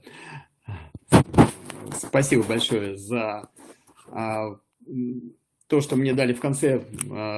Всех вас еще раз поприветствовать, поблагодарить. Но на самом деле, знаете, есть еще одна очень серьезная, сильная сторона нашей программы. Это ее авторский коллектив. И я, наверное, всем выполняем определенную миссию на этой земле. Иногда чужую, иногда свою. Вот мне посчастливилось собрать этот коллектив, и мне посчастливилось еще работать и сотрудничать с такими людьми, как Татьяна Валерьяновна Хабарова, и поэтому мы сегодня здесь. И еще очень много людей, практиков, которые на самом-то деле тоже сейчас уже являются участниками нашей, вот этой вот развития нашей программы, потому что конкретные практические, ну, сейчас их называют кейсами, но решения образовательные, опять же, они идут с мест, они вырабатываются вот в этом диалоге, в этой системно-деятельностном взаимодействии с детьми. И поэтому у нас уже скоро будет 30 разных книжек издано по, ну, например, у меня в руках здесь есть книга, которая Вера Александровна Маркова подготовила, «Робототехника в детском саду». Но у нас практика не только детский сад, уже и начальная школа собирается интересные вот методички сейчас есть по 3D-моделированию с конструктором Стемечки и программой Tinkercad. Мы работаем над интересными такими решениями тоже для школы, чтобы использовать нейротехнологии, то есть вот датчик, который снимает сигналы головного мозга. Ну, в общем-то, в этом нет ничего такого особенного и страшного. Но с помощью этого датчика можно запустить не только робота, но даже квадрокоптер. Потому что есть еще один момент такой, чтобы ребенку было интересно, чтобы и педагогу было интересно. Вот наш педагогический коллектив вместе с вами, есть там у нас такая в активе 15-я статья 273 Федерального закона о сетевом взаимодействии, дает возможность нам двигаться вперед и делать то, что, ну, я считаю, соответствует второй цели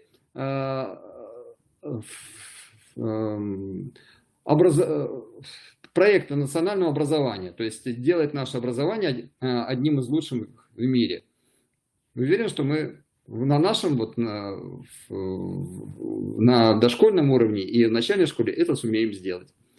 Всего доброго, еще раз спасибо.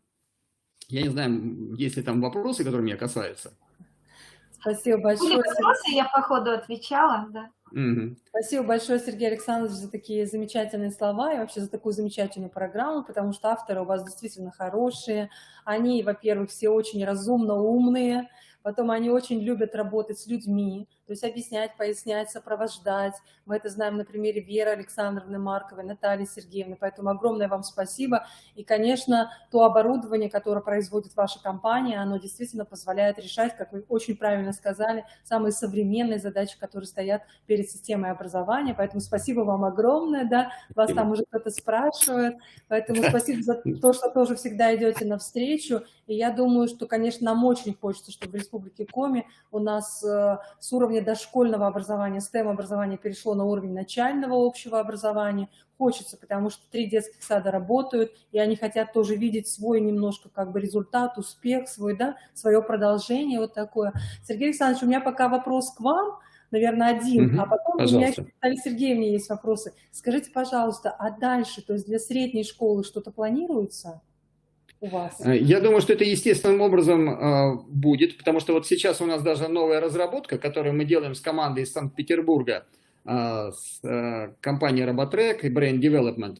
Вот мы сделали интересный сейчас вот этот нейрончик проект, он входит у нас в состав проектов, который можно будет сопровождаться от Федерального института STEM-образования. Но у нас уже практически заканчивается совместная разработка этой компании с Lego Education и с нами по искусственному интеллекту.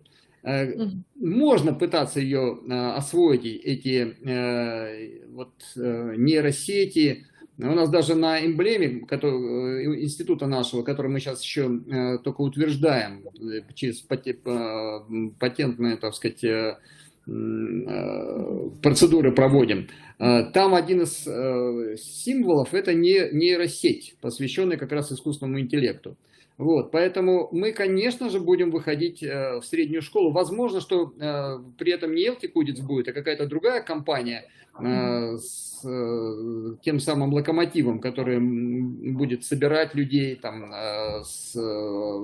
авторов вдохновлять и так далее. Но наш коллектив и наш институт, конечно, будет в этом участвовать. Мгм. Хорошо, спасибо вам большое. Но мы, конечно, желаем только процветания, только успехов, только продвижения вперед, потому что правильно вы сказали, что у каждого из нас своя миссия, и мне кажется, что вы вот все точно на своем месте. Вот мне Спасибо, вы тоже. занимаетесь, да, то, чем вы должны заниматься, поэтому спасибо вам огромное, Сергей Александрович. Ну и с вашего позволения, по содержанию выступления Натальи Сергеевны, пока наши коллеги, возможно, думают, у меня есть вопросы, можно мне их задать? Да, Наталья Сергеевна, можно? Хорошо. Наталья Трепетно, волнительно, но постараюсь ответить. Ну, я тоже записывала себе, потому что, ну, понимаю, что как бы это интересно, и сама хочу тоже разобраться в каких-то нюансах. Скажите, пожалуйста, вот сейчас у нас идет разговор об обновленных в ГОС начального общего образования. И как бы 21 и начало 22 года дают на такой переходный период, чтобы с 1 сентября 2022 года внедрялся уже обновленный стандарт начального общего образования. Вот скажите, пожалуйста, как-то вот соотнесите STEM-образование с обновленным, то есть они стыкуются, не стыкуются, не знаете?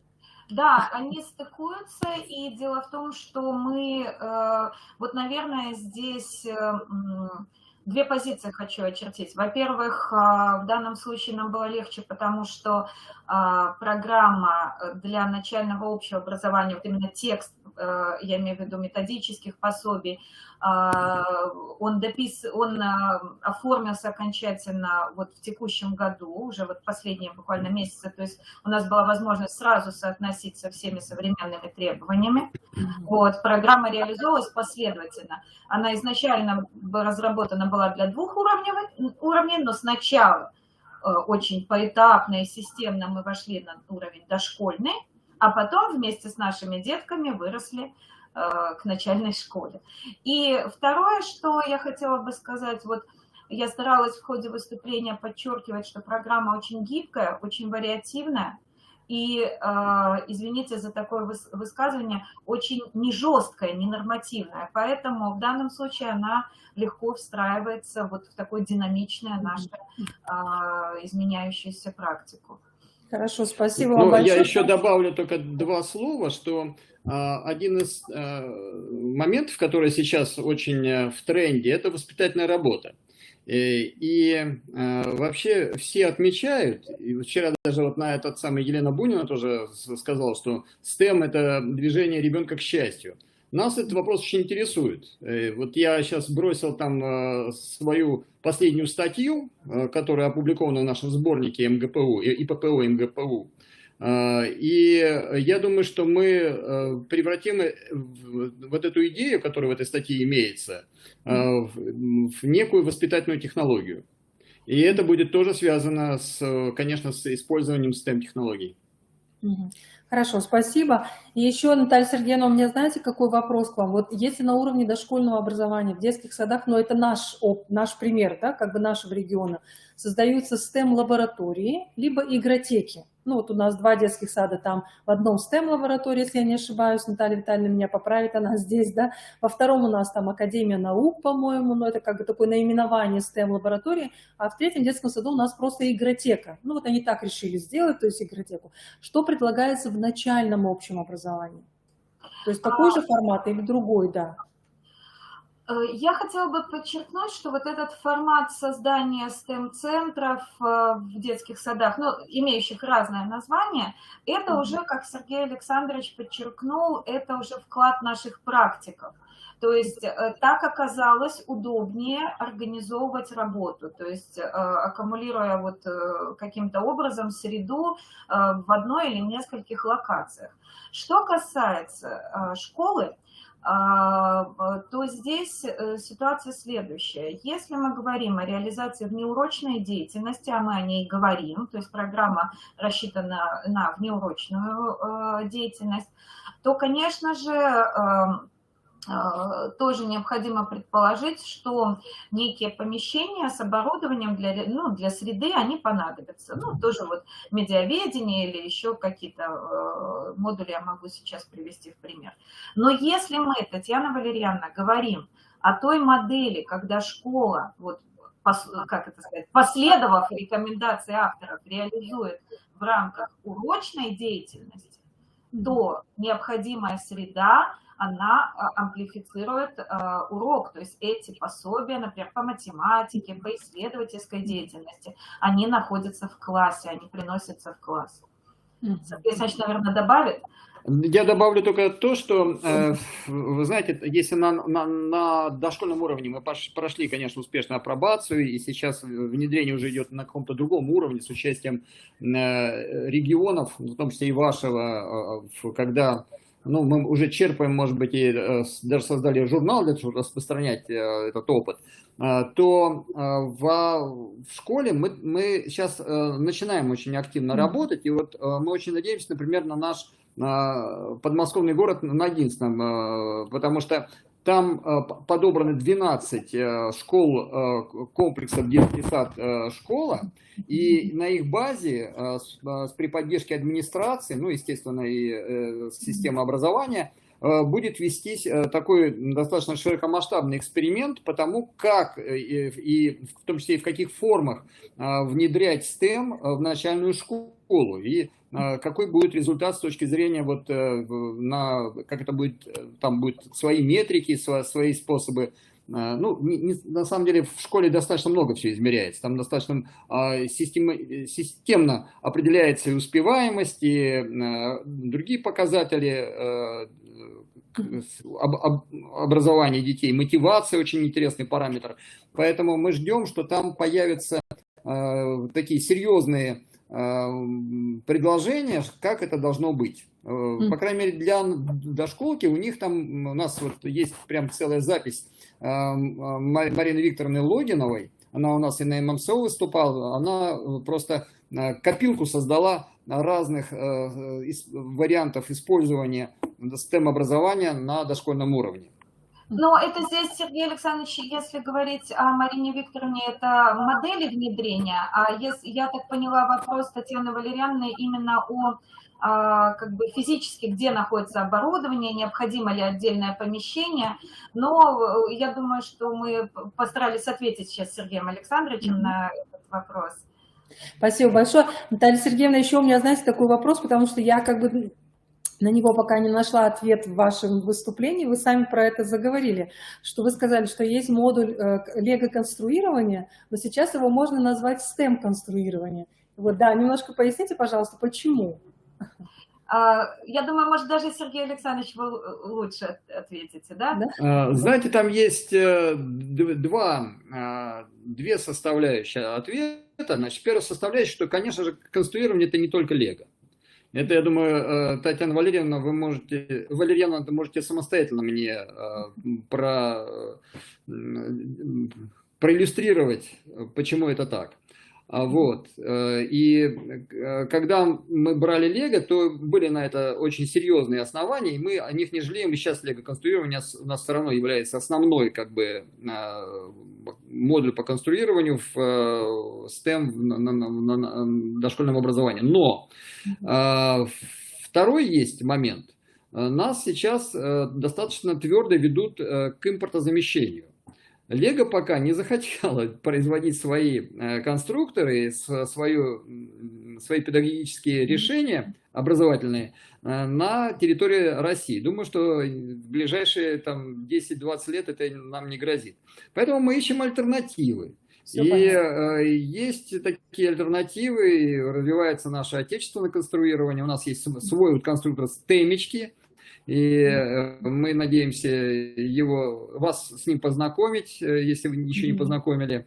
Он хорошо как раз в инженерии взаимодействует с 3D-моделированием, с программами, которые необходимы в рамках курса технологии, предметов технологии.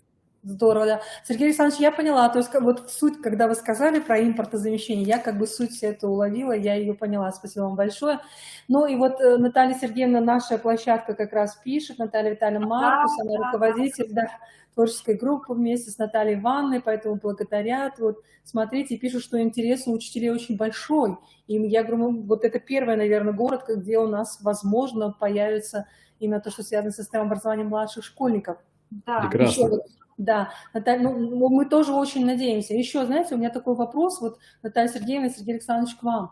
Вот у нас как бы по дошкольному образованию, я точно знаю, Пермский край, он очень так сильно себя позиционирует, как край, где прямо очень сильно развита образовательная робототехника, они там проводят разные соревнования, участвуют, дети побеждают, то есть у них же там брендовые детские сады, там Лего-полис, там и так далее, и так далее. Вот я хочу спросить, а как там со STEM-образованием, именно в Пермском крае? Я готова И я ответить. готов.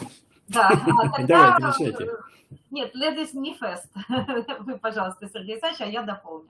Хорошо. Значит, и не только Пермский край, но и Челябинская область. Вы знаете, у нас есть в программе такое понятие, мы говорим о том, что, вы знаете, вот наша программа – это о физкультуре.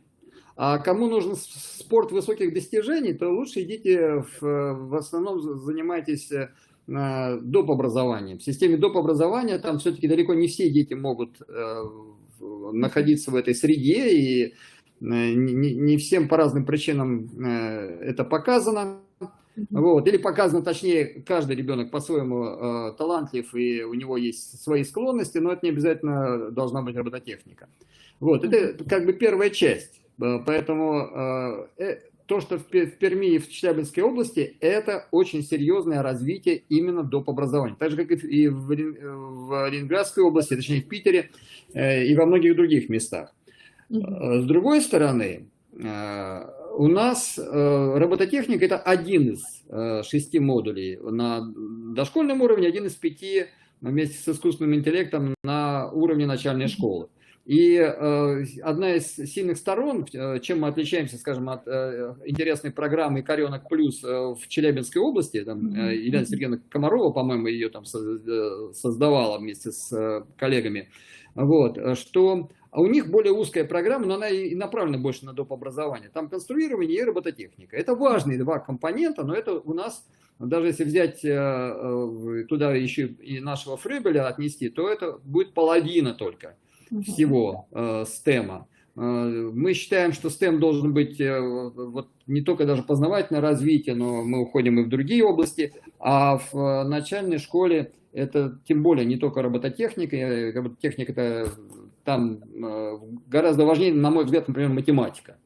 И очень важной является информационно-медийные технологии. Это очень современная часть, которая связана с цифровыми технологиями. Вот у нас подача цифровых технологий и робототехника – это как бы недостаточная такая, это самое, недостаточная в этом плане является, то у нас еще гости из замка детства, из журнала «Обруч».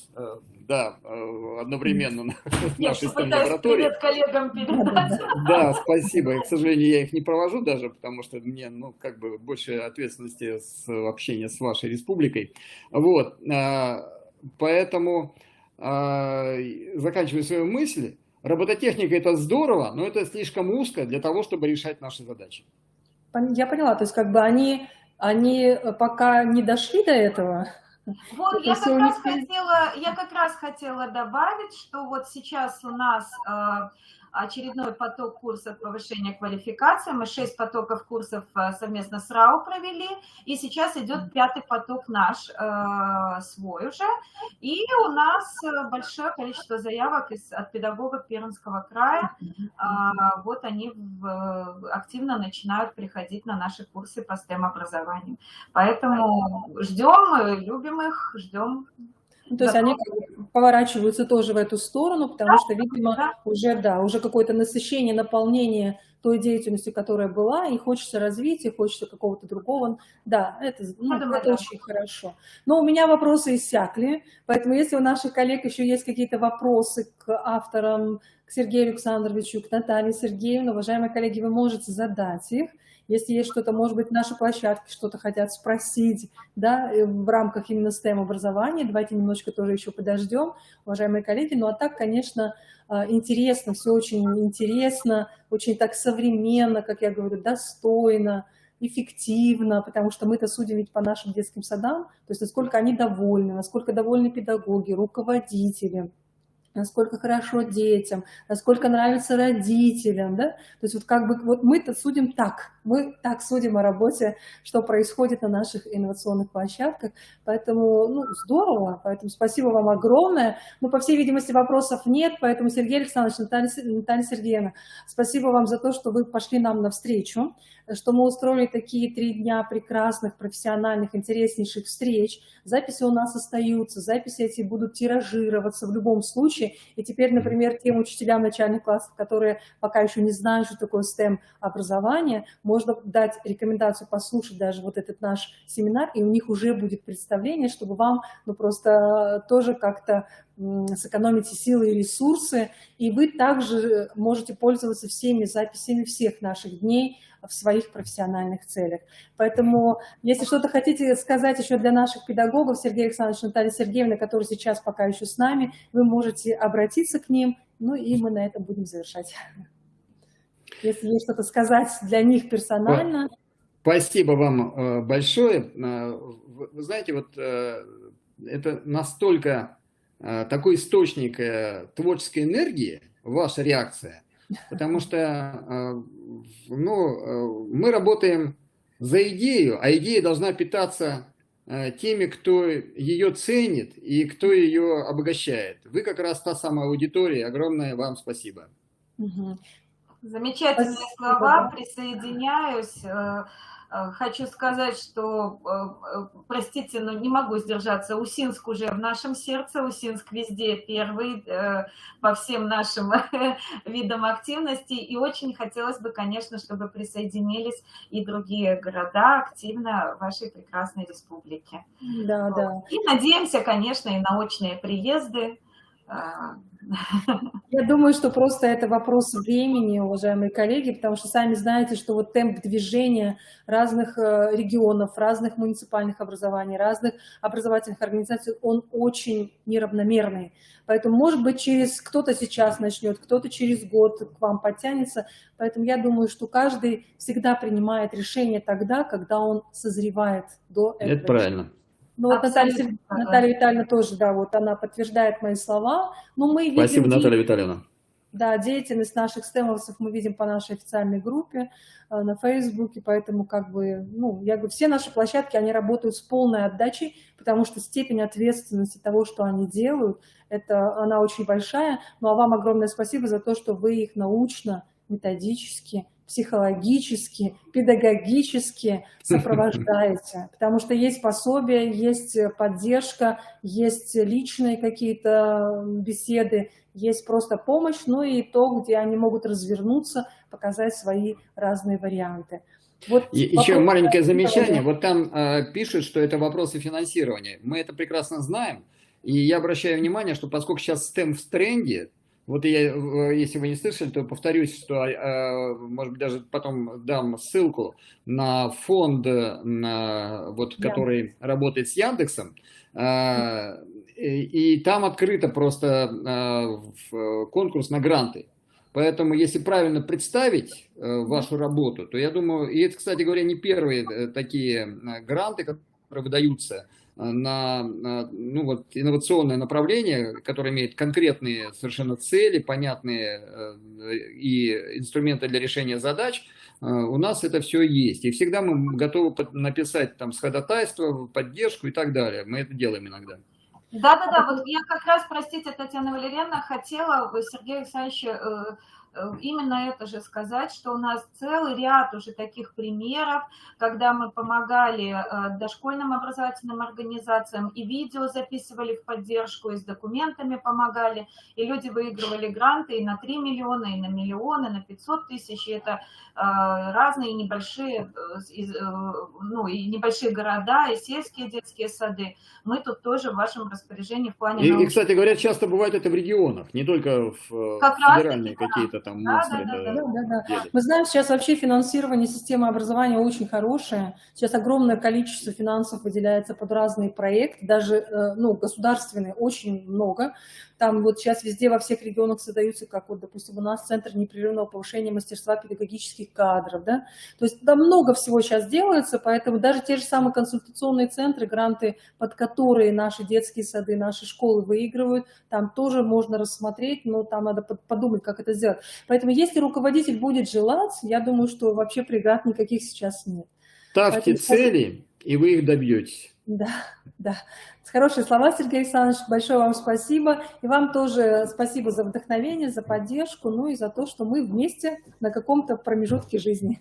Так что спасибо, всего доброго, да. Счастливо. До свидания, да, до свидания, будем прощаться. До свидания, коллеги, спасибо еще раз. Еще раз, Да, и Татьяна всем огромное Валерьевна. спасибо, уважаемые коллеги. До новых встреч. До свидания. Спасибо До большое. свидания. Спасибо. До свидания. До свидания. Мгм.